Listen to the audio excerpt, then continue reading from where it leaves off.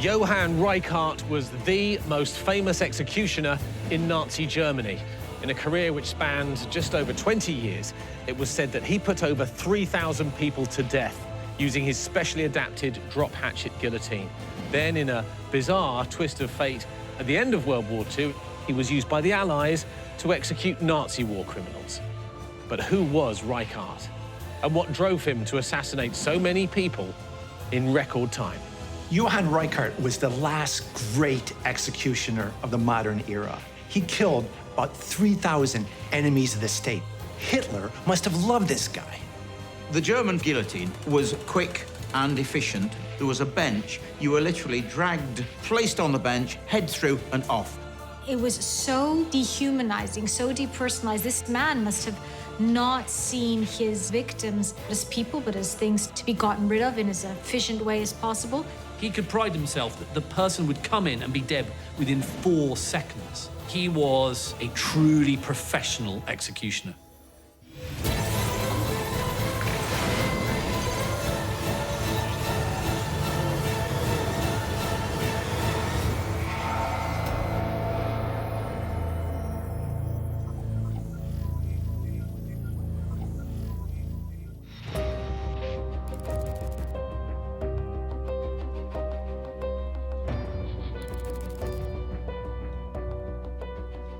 Today, we associate the guillotine with the brutality of the French Revolution, when 16,500 men and women were executed by the device. However, the Nazis were equally devoted to it.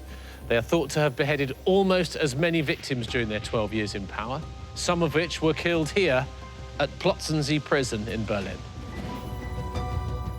In the olden days, executions had been done with a sword for beheading, hanging with a rope broken on the wheel. But in 1853, the Germans took on the guillotine, which of course had been in France since the 1790s. But being Germans, of course, they adapted it and revolutionized it. And it became probably the most efficient, quickest form of execution ever devised anywhere in the world. With any dictatorship, the most important thing is fear, and not fear necessarily the dictator, but fear of the people around you. The most destabilizing factor, and the thing that all of these dictators do, is they make you feel that you can't rely on each other, that someone's always out to get you, that the people closest to you, and in fact, that's what ends up happening. There's so many executions because, you know, I can say something in, you know, I don't know, in the heat of the moment that I think what Hitler's doing is wrong, but if I've said it and you've heard it and you point at me, well, then that's all it takes. Really, Reichart executed whoever he was told to, and these are the people who received the harshest sentences from the People's Court. Political dissidents, those who were suspected of anti-war protest, those who were speaking out on the radio about the government. It's really anyone that stood in the way of the Third Reich doing what they wanted to do. That's who he was killing.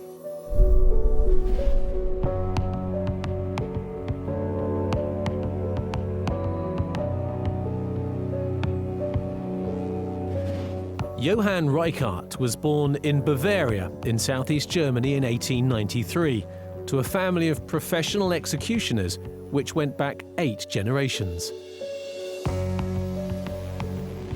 His own career started in 1924 and went right up to the end of World War II as the premier executioner for the Nazis.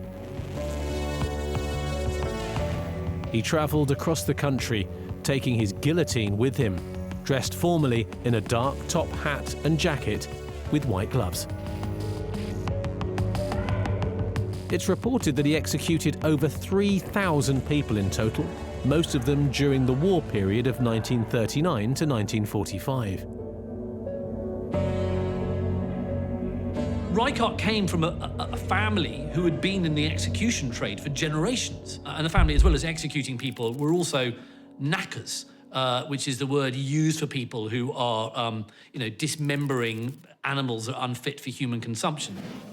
So you have this equation between, just killing a human being or killing an animal. It's all the same to the Reichart family. They're just in the kind of, the grisly business of butchering animals and humans. he will have seen his trade not as the gruesome thing that it was, but actually as something to be done as effectively and as efficiently as possible.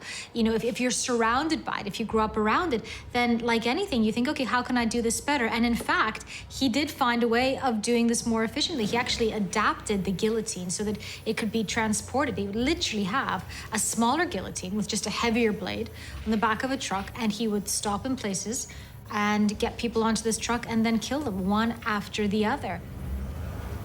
The thing about Reichart was he was an obsessive executioner, and he was determined to make his mark. Being a good German, he was all for efficiency.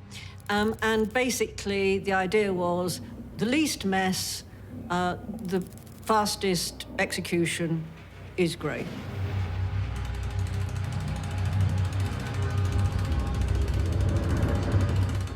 The man was pushed into the garishly lit room. In front of him, a smartly dressed man in a frock coat and top hat. His attention was distracted by the sight of a long black table in the center of the room, attached to which were buckles and straps. And rising above the table, hanging menacingly high, was a huge silvery black blade. Within a few moments, the condemned man was bound, face down on the table, and a steel rod was pressed onto his back. With his face looking into a basket, his nostrils detected the smell of dried blood over the stench of disinfectant and sawdust. This, he knew, was the very minute of his death.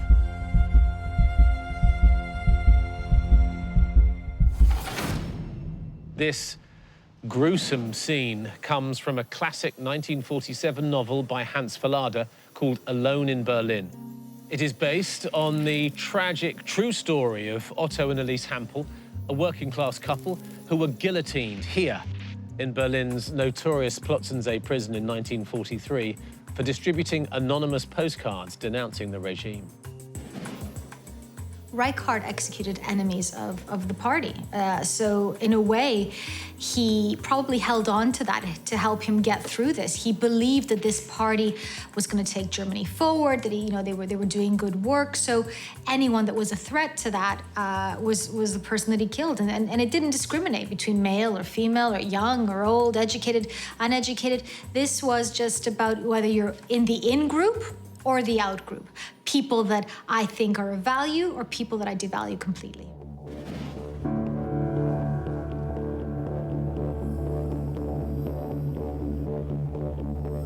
Reichart was said to be a dour man who rarely smiled or showed any emotion as he went about doing his job. And at the end of the war, it was reported that he tossed his famous guillotine into a river in shame. Richard Felix, a historian who runs Derby Jail, is an expert on crime and punishment in the 19th and 20th centuries. He has built an exact replica of Reichart's guillotine.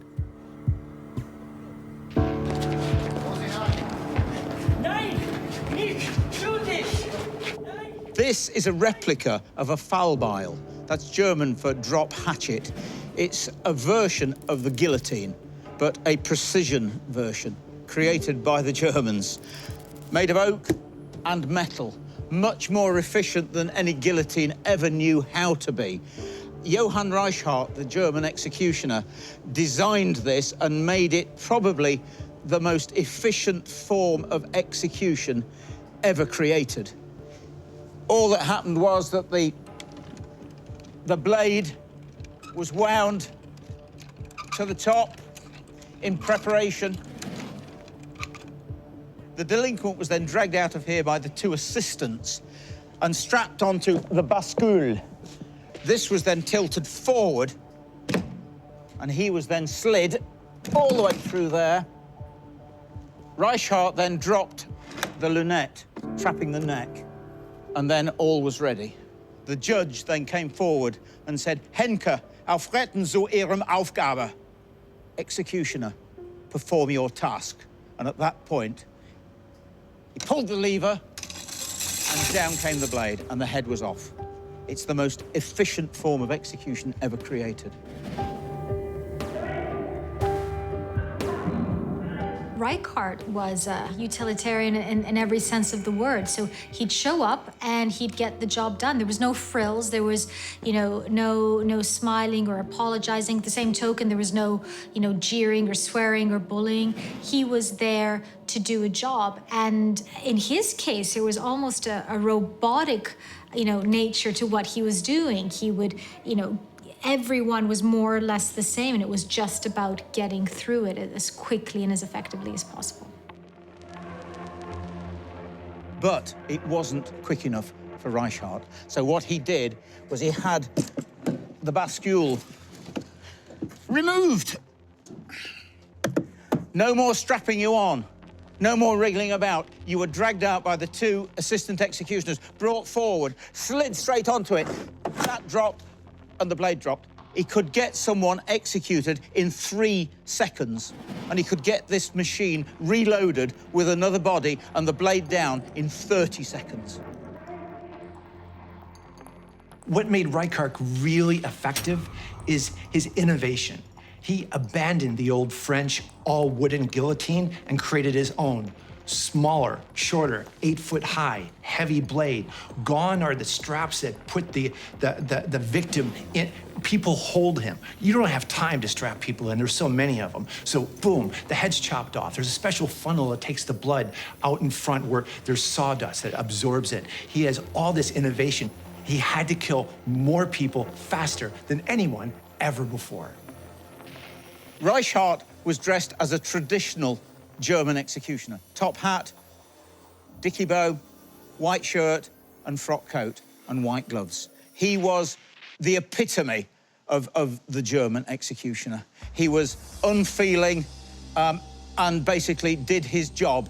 It was just a job to him, nothing more. And I presume he had no feeling whatsoever for that 3,000 people that he dispatched on a machine like this one. One of the things that strikes you when you look at photographs of Reichart going about his desperately sinister business was not only the way he was dressed, like a very particular grotesque ringmaster of a circus, but also his face showed absolutely no emotion. It was as if it'd been wiped clean. It was actually as if he was in the zone of an executioner's mind, whatever that might be. Reichart dressed like an undertaker. It's very funereal. And I think it's there to act as a kind of barrier between him and the victim. It's saying, I am simply an anonymous person. And we see it today with ISIS, how the executioner in these awful, awful videos that ISIS put out is always dressed in a specific way. It's not there to create terror, I suggest. It's there to create formality. It is often forgotten that when the Nazis took office, they were initially cautious about using the death penalty. Their grip on power was not as firm as it would come to be, and they were aware that public opinion might turn against them if they executed too many of their own citizens. However, in October 1936, acting on the advice of his justice minister, Franz Gürtner, Hitler decided that the guillotine should be Nazi Germany's preferred method of execution. 20 guillotines were secretly ordered and distributed to prisons across the Reich.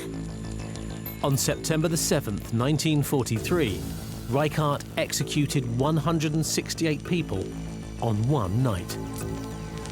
Hitler ordered 20 Fallbeils to be built and put around the prisons in Germany. They were made smaller than the guillotine, so they could fit inside small rooms with low ceilings, obviously prisons. But when Reichart actually had to travel from one prison to another prison to do the executions, legend has it that he actually had a portable Fallbeil mounted on the back of a van. The delinquent was actually dragged to the back of the van and beheaded on the back of it. Now that's quick. At the peak of Reichart's professional career, he was executing tens of people a day.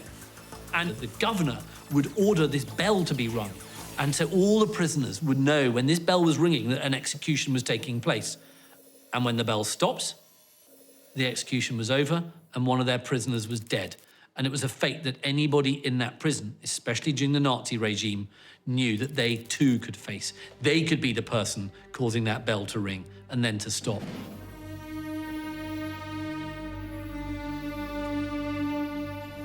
One of Reichart's most famous victims was a young girl called Sophie Scholl, who was a 21-year-old opponent of the Nazi regime who was beheaded on February the 22nd, 1943. Her crime was to have been a leading member of the White Rose movement, which had peacefully resisted the regime by writing anti-Nazi leaflets and distributing them around university students in Munich. At 5 p.m. that day, she was led from her cell to a small building which contained the guillotine and strapped down. Within seconds, the young woman's head lay in a bloodied basket. It was supposedly a non-political, anti-war group, which of course was totally frowned upon by the Nazi Party. Her and her brother and some of the other people, they were distributing leaflets, propaganda leaflets, telling the public to basically revolt against the Nazis. They were arrested by the Gestapo, handing out anti-Nazi leaflets, and basically taken to the so-called People's Court. This was after being interrogated for 4 days by the Gestapo. Not fun. And then they were handed over to Johann Reichart for execution. Sophie Scholl has become one of the key figures that we associate with resistance to the Nazi regime. She was, of course, this incredibly tragic figure because she was betrayed, she was captured, and she was executed. And she was executed by Reichart. And there must have been something crossing through his mind as he's taking this sort of young woman in her 20s onto his contraption. And he's, you know, chopping her head off.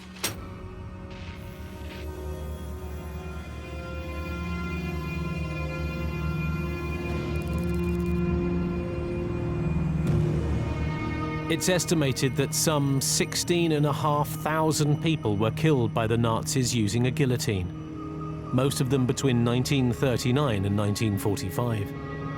As a result, executioners like Reichart became very wealthy.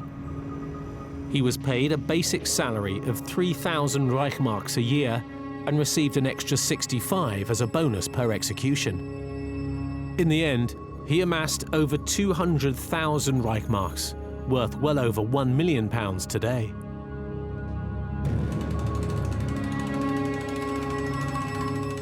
Being an executioner in Germany was a well-paid job, and of course the more people you're executing, the more money you're going to earn. So when he starts off, he's earning 3,000 Reichsmarks a year, which is, you know, a decent kind of lower middle class wage.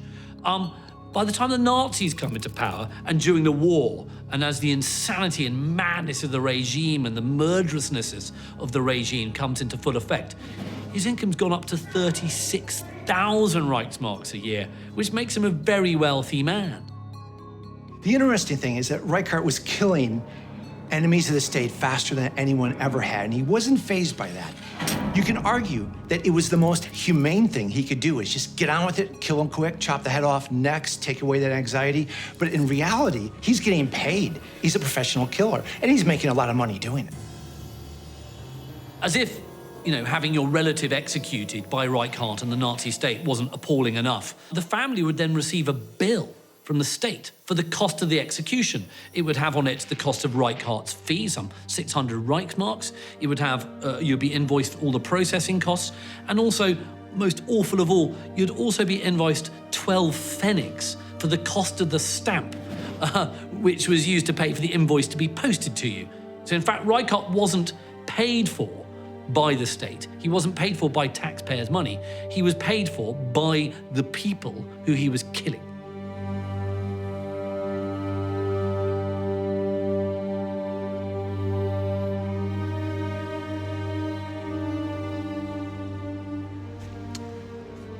It's a very powerful feeling when you're in the execution chamber here, and it's quite hard to describe, but there is a real sense of dread, of darkness, and a sense of loss, which still lingers today.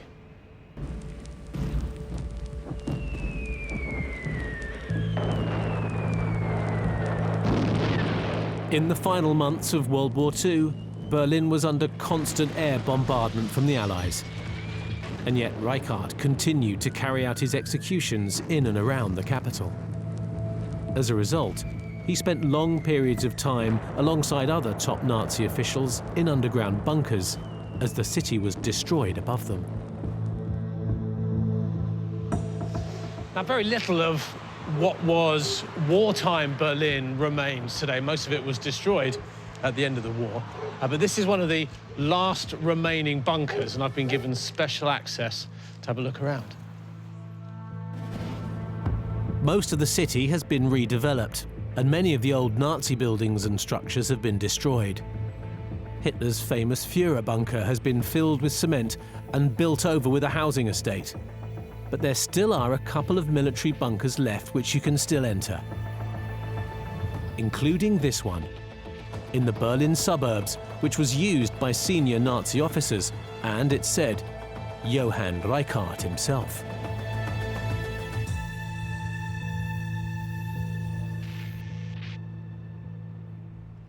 Hello. Hi, Jamie. Hi, how are you? I'm fine. What about you? Thank you. Thank you for showing me around. Thank you. Get in.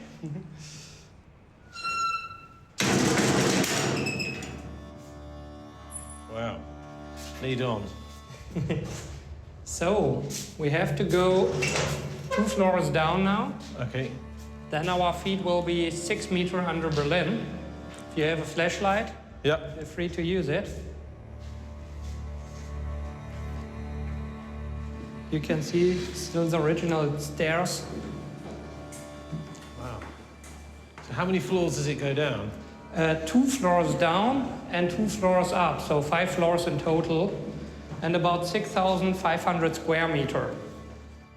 Oh, wow. Look at this. Yeah, this is the bottom floor. So tell me who would have been down here in this bunker? It was supposed only for the high-ranking German officers and their families.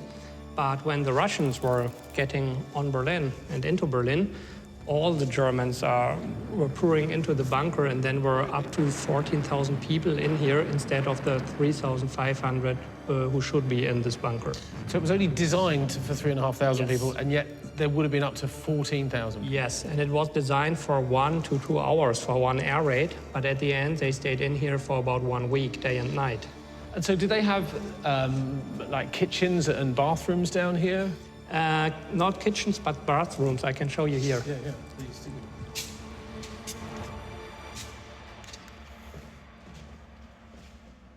Oh, wow. It's the bathroom. Yes. Obviously, it wouldn't have looked like this when it was built. Nearly. Of course, some of the toilets are missing now, but the walls were just gray, and there was no color on the wall or anything like that. It was really simple. But it feels more like a prison rather than a place Yes. where high-ranking Nazi officials would have come. Yes, but it was a time when they realized that the war was not going very well, and so it was more important to be safe than being on a shiny, nice place like the Führer bunker, where it was very nice. While here, they had to build it in like 10 months. So it was, yeah, very raw. Berlin was in turmoil and was being smashed to pieces. And so something that was built for high-ranking German officers to shelter in, all of a sudden could well have ended up with disease-ridden people down there. The conditions were awful. There was no decoration. The sanitation was poor. The lighting was poor. And it was a very basic air raid shelter.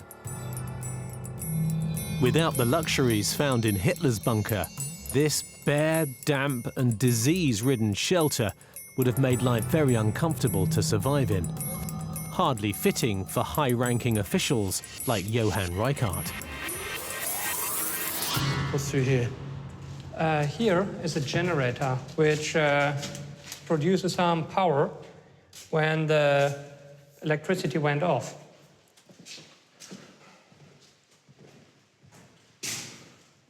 Here was the distribution with all the cables. Right. Here are some of the doors made of concrete because they ran out of steel and they thought concrete will do the job. Wow, look at this. This is the old generator. Oh my God, it's like the sort of thing you see on a ship. Yeah, it looks like it, but it was built for being a generator in bunkers. And it's a straight 8, but it produces only 265 horsepower. So today you have it in a small beamer or something, but at that time it was much bigger. So hang on, so this thing here, this provided the power for the entire bunker, for all the people living there? Yes, but only when the power from outside was cut off. So it wasn't bright like now. There were only like 5, 6 light bulbs powered in one floor, and the ventilation system that you could have some air to breathe, but it was really only for emergency. Right, and this is run by a diesel, presumably? Yes, the diesel was in here, but only for like 1 day. You could see here how much diesel was left, and when you need more, you pull this rope, opened a valve, and then there was a building outside where there were about 40,000 liters of diesel, then you get more. So this would pump all the air around the bunker. So without this, everyone they would have died down here, presumably? Yes, within a few days. These poor guys would spend hours, sometimes days, in the pitch black, down there with people choking, vomiting, urinating, defecating. It must have been hell on earth.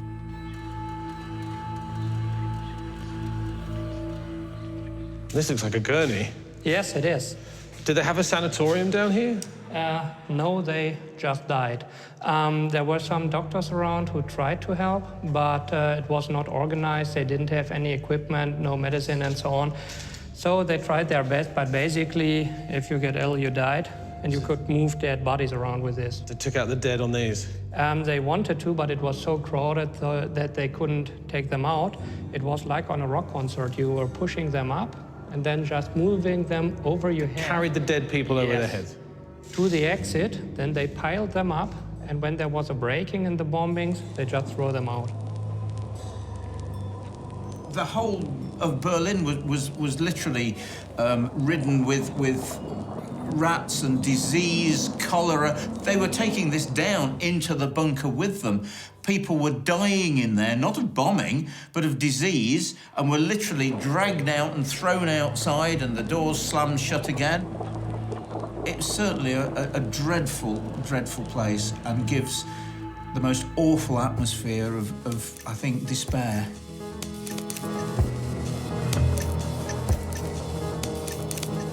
Following the surrender of the Nazis in 1945, Reichart was arrested and imprisoned in Landsberg prison in southern Germany.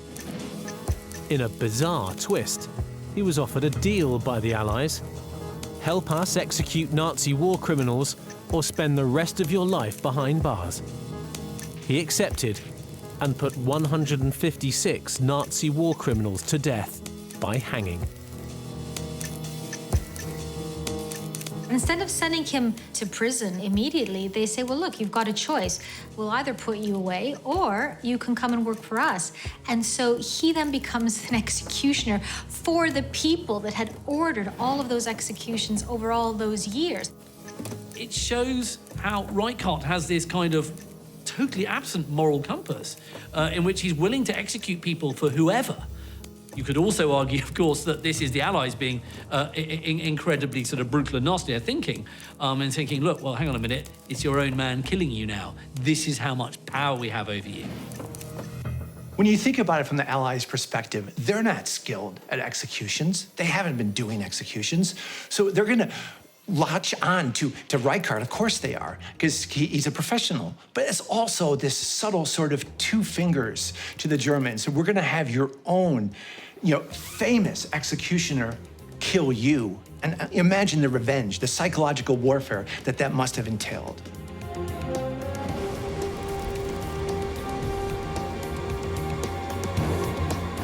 A lot of the names of the German officers who were hung by Reichart came out of a super-secret bugging operation that was run out of 2 country houses just outside London: Trent Park and Latimer House.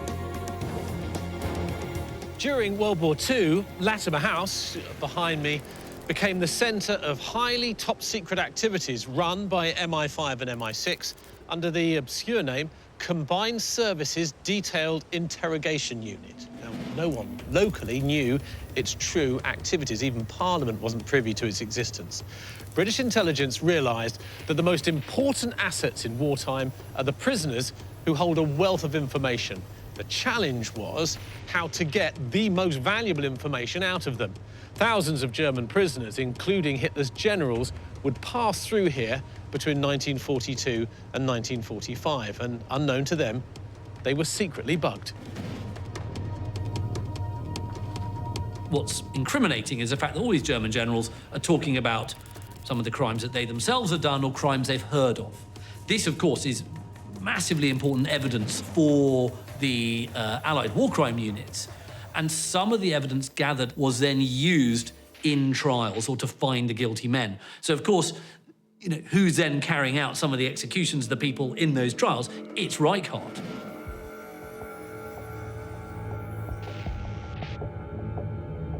Historian and author Helen Fry is an expert on what went on at Latimer House and the intelligence gleaned from its occupants. This is where it is.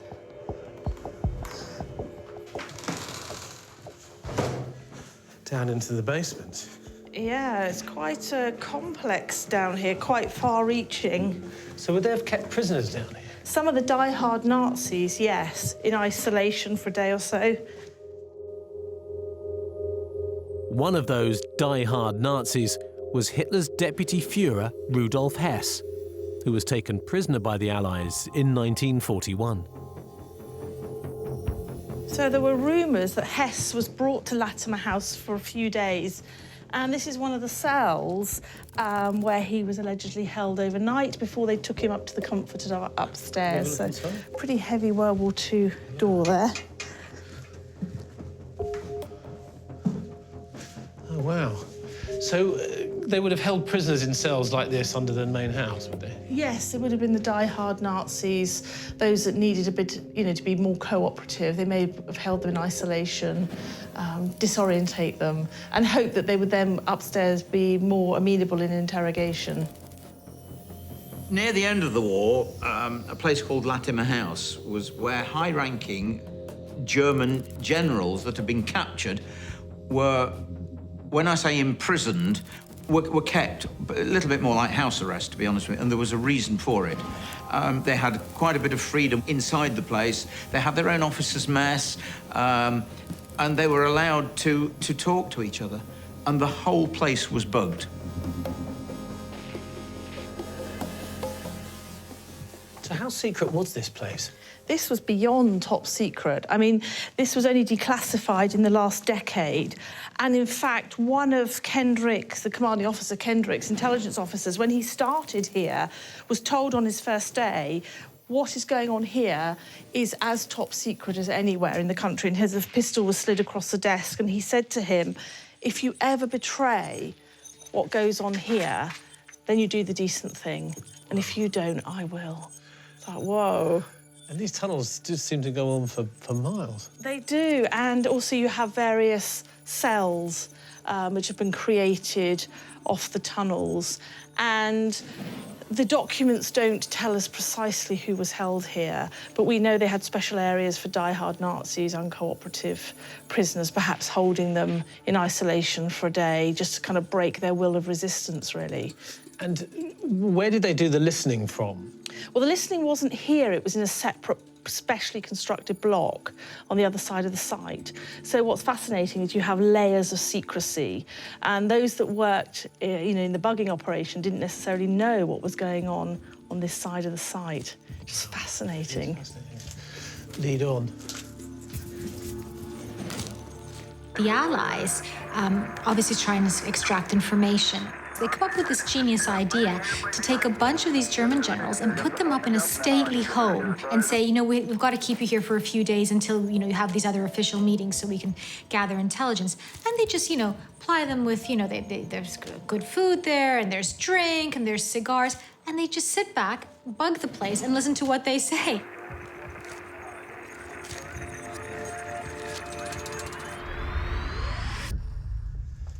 How important was the intelligence that they gathered? Well, at this site, the prisoners began to talk about V1, the doodlebug, and eventually the V2, the rocket programme, Hitler's secret weapons. And that enabled Churchill to order Operation Crossbow, which was the bombing of Peenemünde, which was the secret weapon development site. And that all came from information that was gleaned from the prisoners that were held here? Here and at the two sister sites of Trent Park and Wilton Park, but also lots of snippets of information which fed into the overall intelligence network, and there was very little we didn't know about Nazi Germany. Oh, another cell by the looks of it. Oh, my goodness, that's a heavy door. This is my least favourite cell. This is the grimmest of all of them, actually. Of course, no light, very little air.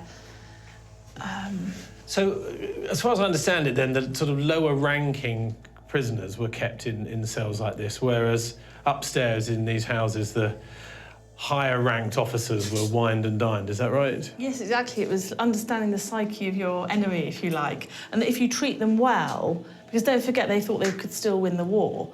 If you treat them well, then they will start spilling the beans. They will start talking to each other when they think no one's listening, and start bragging about their war and particularly about the technology, boasting that Germany had better technology and they were going to still win the war. And of course, little realising that the walls had ears, in a sense, and everything was being picked up and recorded. Yeah. So the traditional interrogation techniques didn't work? No, this unit didn't use mistreatment of prisoners. Cells like this would be just used to disorientate them for a night, but we have no evidence of torture and that kind of thing because it was ineffective. And the clever part of this deception plan was to understand how to get the prisoners to speak completely freely and unguarded. They're all held in this beautiful British country house, north of London, and they're made to feel very relaxed. So they're given drinks and brandies and cigars and nice palatial surroundings that they feel befits their status as very, very senior officers. And so, of course, they relax, unaware of the fact that all the rooms have got microphones in them. And you have a lot of former German refugees, who can obviously speak and understand German, listening away, transcribing all these conversations.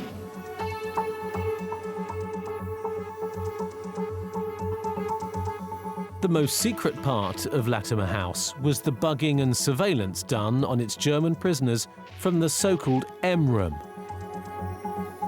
Fritz Lustig was one of a small team of secret listeners who operated from a small hut in the grounds of the house.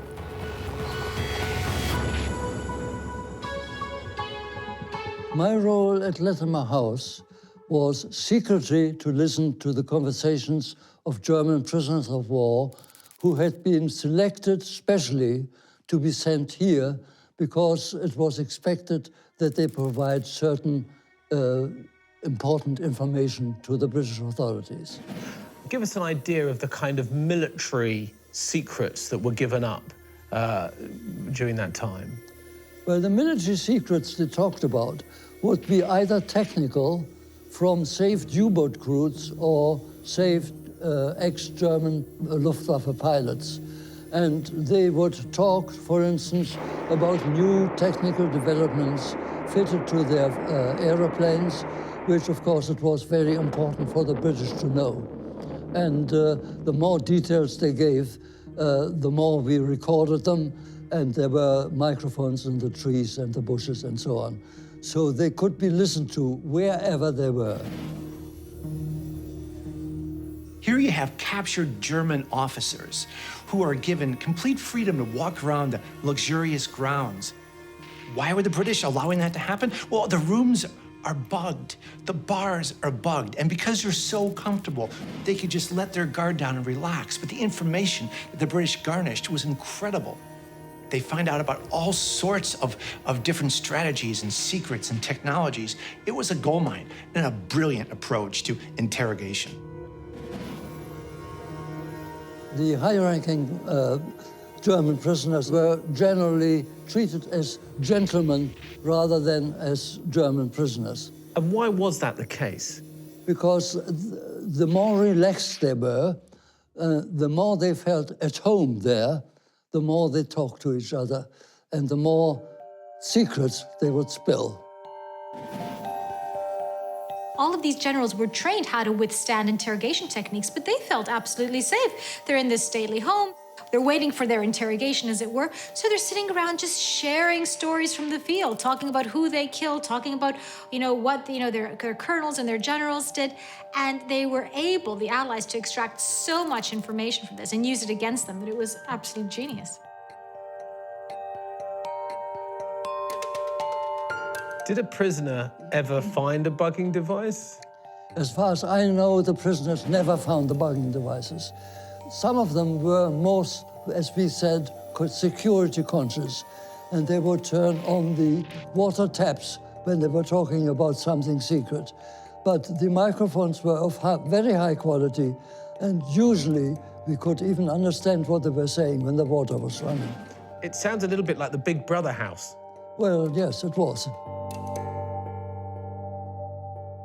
So there they were, quite happily bragging about what they'd done, telling each other about who they'd done it to, how they'd done it, who they'd killed. The guys were listening to their bugs and then passing back to the intelligence services. And what they were doing was building a case against themselves and creating more necks for Reichart's noose.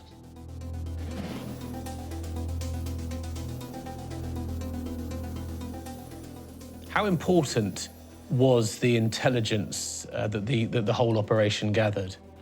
Knowing what I know now, I do think that what we did had a very significant impact on the conclusion of the war. And together with what they did at Bletchley Park and what we did at Cystic, I think it probably shortened the war by several years.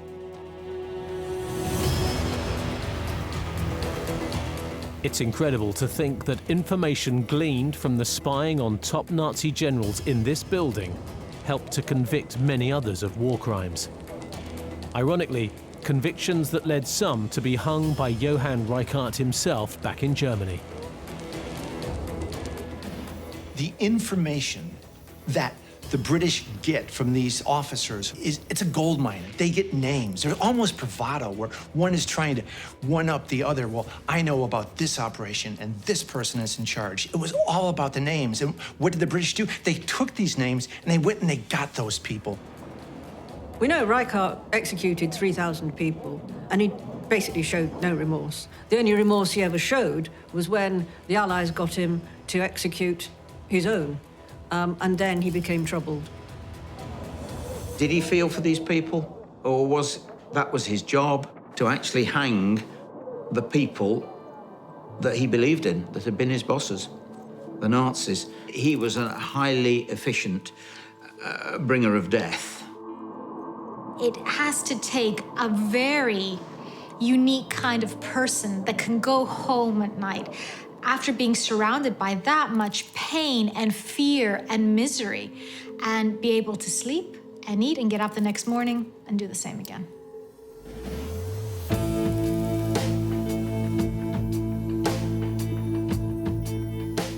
At the end of his life, Johann Reichart was a lonely and disliked person. His marriage had failed, and one of his sons, Hans, committed suicide in 1950 due to his association with his father's profession. And he seems to have had something of a conversion in his old age, when in 1963 there were public demands for the reintroduction of the death penalty in West Germany. Reichart spoke out against capital punishment. He died in Dorfen in Germany in 1972, aged 79. I'll see you next time.